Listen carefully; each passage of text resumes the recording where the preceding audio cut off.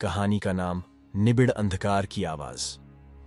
कोलकाता के बाहरी इलाके में स्थित एक पुरानी जमींदार हवेली। यह हवेली अब खंडहर बन चुकी थी, लेकिन इसके बारे में अफवाहें जिंदा थीं। गांव के लोग कहते थे कि वहां जाना मौत को बुलावा देना है। हवेली के पीछे का तालाब तो और भी रहस्यमयी था। अनीश, एक जिज्ञासु और नास्तिक स्वभाव का युवक, इन कहानियों पर हंसा। उसने हवेली किराए पर ले ली, यह तय करते हुए कि वह इस तथाकथित अंधविश्वास की सच्चाई सामने लाएगा। पहली रात, अनजाने खतरे का आभास। हवेली में कदम रखते ही उसने एक भारीपन महसूस किया, जैसे दीवारें किसी गहरे राज्य को अपने भीतर समेटे हों। रात को उसने हर दरवाजा और खिड़की बंद कर दी, लेकिन ठीक रात के 3 बजे अचानक कमरे की खिड़की अपने आप खुल गई। ठंडी हवा का झोंका अंदर आया और उसके साथ एक धीमी सरसराहट की आवाज। अनीश उठ बैठा। उसे लगा हवा में किसी के कदमों की गूंज है। टॉर्च लेकर वह खिड़की के पास गया और तब उसने देखा आंगन की मिट्टी पर गीले पैरों के निशान थे, जो हवेली के पीछे की ओर जा रहे थे। अगली सुबह वह तालाब के पास गया। तालाब की सतह पर चांदनी की किरणें पड़ रही थीं, लेकिन उसके नीचे अजीब हलचल महसूस हो रही थी। एक बूढ़े गांव वाले ने उसे पास बुलाया और कहा, तुमने वहां रात बिताई? तुम्हें पता नहीं, वह हवेली और यह तालाब मौत के फंदे हैं। जमींदार की बेटी मंजरी और उसका प्रेमी दोनों यहां मारे गए थे।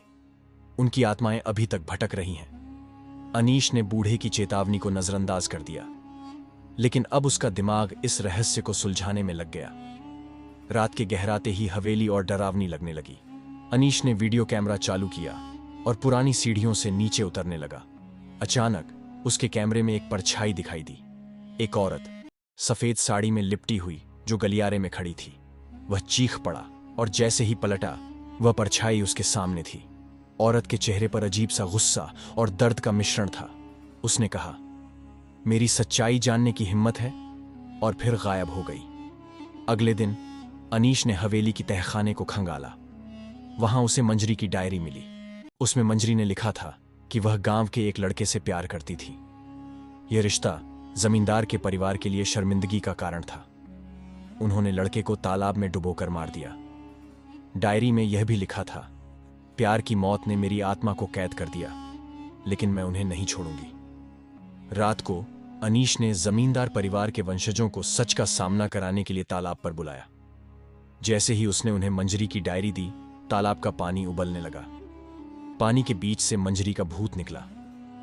उसकी लाल आंखें आग की तरह चमक रही थीं। उसने कहा, तुम्हारे पापों का अंत अब होगा।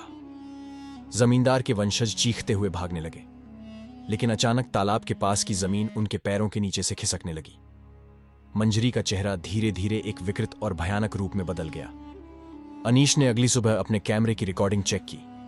उसमें मंजरी की आत्मा की परछाई और जमींदार परिवार की चीखें दर्ज थीं, लेकिन कहानी यहां खत्म नहीं हुई। अगले दिन अनीश के कमरे की खिड़की पर खून से लिखा हुआ एक संदेश मिला, यह अंत नहीं है। हवेली अब भी खड़ी है, अपने अगले शिकार का इंतजार कर रही है।